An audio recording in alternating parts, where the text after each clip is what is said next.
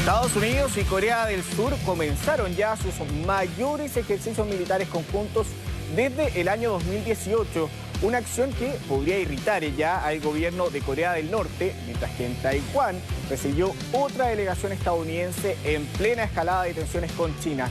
Vamos a conversar, a profundizar sobre todo lo que está sucediendo ahí en el continente asiático junto a Pablo Cabrera, ex embajador en China y consejero del Centro de Estudios Internacionales de la Universidad Católica. ¿Cómo estás, Pablo? Muy buenas tardes y gracias por acompañarnos en El Mundo Plus.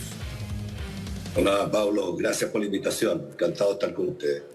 Pablo, ahí lo mencionaba, son los mayores ejercicios militares en los últimos 4 años, pero lo hacen en un momento, en un contexto que es bastante tenso en Asia. Estados Unidos tiene este conflicto abierto con China por la visita de estas delegaciones estadounidenses a Taiwán y también lo que ha significado el lanzamiento por parte de Corea del Norte la semana pasada de 2 misiles balísticos en respuesta, se presume, a lo que iban a ser estos ejercicios militares.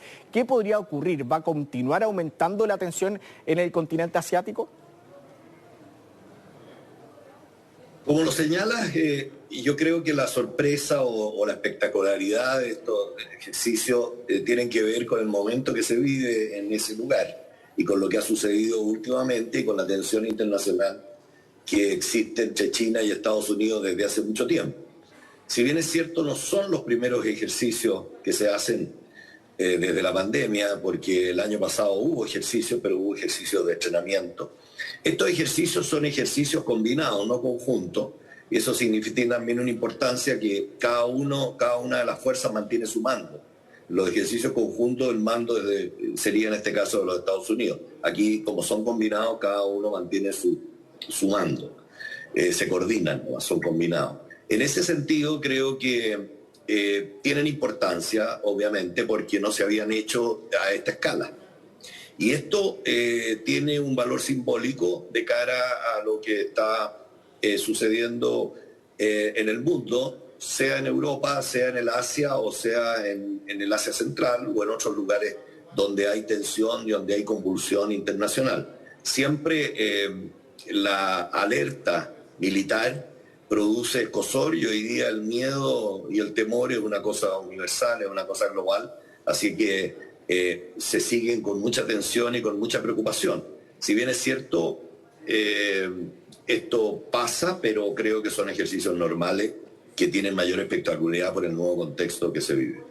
Claro, y en ese sentido, ¿en qué posición quedan estos dos países, tanto Estados Unidos y Corea del Sur, con su intención de poder volver a negociar con Corea del Norte, con todo esto del tema de la desnuclearización, que según la ONU podrían llegar a tener algún lanzamiento nuclear dentro de los próximos 5 años? Por lo tanto, con estos ejercicios militares, uno cree que ya finalmente las negociaciones van a quedar en un punto ya más muerto de lo que ya estaban. Bueno, ese es el otro elemento. El otro elemento es Corea del Norte, por cierto. Desde hace algunos días o algunas semanas, el gobierno de Corea del Norte ha venido anunciando que va a también lanzar algunas pruebas misilísticas, que son la manera que tienen ellos de llamar la atención cuando hay problemas internacionales, o también un grito de desesperación cuando se sienten aislados o están enfrentando problemas sea en este caso por efectos de la pandemia que nos tuvieron acostumbrados al principio, sea por efectos económicos en la población por los temas de recesión internacional o de falta de acceso de provisionamiento de alimentos o de otras necesidades. Creo que Corea del Norte ha sido siempre un elemento distorsionador en esa parte del mundo y esta vez no es extraño que suceda esto, pero sí el que se hagan estos ejercicios combinados a esta escala significa que el mensaje que se le puede pasar a Corea del Norte es distinto que el que se le pasó en los 2 años anteriores, donde se bajó el nivel de los ejercicios, no solo por la pandemia, como decíamos, sino como tú muy bien decías, por este interés de negociación o de calma en lo que significaba la relación entre Corea del Norte y los Estados Unidos en cuanto a los temas de desnuclearización y Corea del Sur, por supuesto. Hay otro elemento también a considerar, que es el nuevo gobierno de Corea del Sur. Y creo que eso también cambia el contexto y cambia el panorama de cara a lo que significa la aproximación de Corea del Sur a Corea del Norte en cuanto a la confianza de que una negociación entre ambas partes puede funcionar. Recientemente, voceros de Corea del Norte han señalado que no están dispuestos a negociar y que han encontrado incluso ridículo, entre comillas, lo que podrían haber ofrecido Corea del Norte en cuanto a mantener estos grados de distensión entre las dos partes.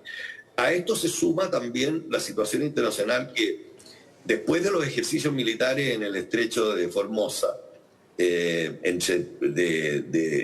China continental frente a la isla de Taiwán, también le agregan o condimentan esta situación desde un punto de vista de los otros vecinos. Creo que Japón también ha anunciado ejercicios y otro tipo de pruebas misilísticas o de pruebas de armamento con el objeto de mostrar también que su seguridad está presente en este contexto. Claro, hablando de ese actor precisamente de China, Pablo, ¿en qué posición queda Corea del Sur? Porque lo vemos aliado militarmente con Estados Unidos, pero uno de sus mayores aliados comerciales es precisamente China, quien tampoco sabemos está muy contentos con estos ejercicios militares que está llevando a cabo con su enemigo, podríamos decir, con Estados Unidos. ¿En qué posición queda Corea del Sur en este caso?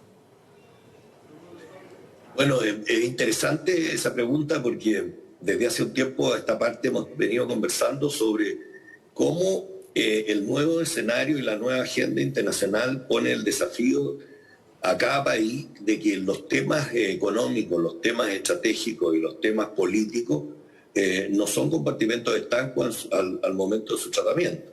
Y todos tienen efecto copulativo o se asocian en conjunto y hay que aproximarlos conjuntamente. Creo que en esa zona el tema comercial se canaliza a través de instancias comerciales específicas cuyo mayor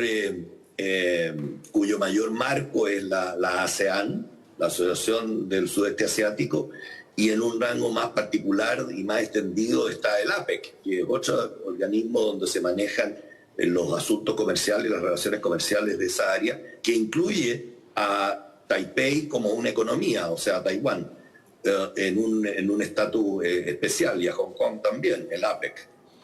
Por eso creo que hoy día ese análisis o esa respuesta que tú pones sobre la mesa es más difícil de contestar en cuanto al día a día, a la cotidianidad, porque son diferentes los actores que participan en la toma de decisiones de esos países, más allá de la característica del gobierno que sea presidencial o parlamentario, en cuanto a las tareas geoestratégicas, geopolíticas o geoeconómicas, que creo que están todas entrelazadas.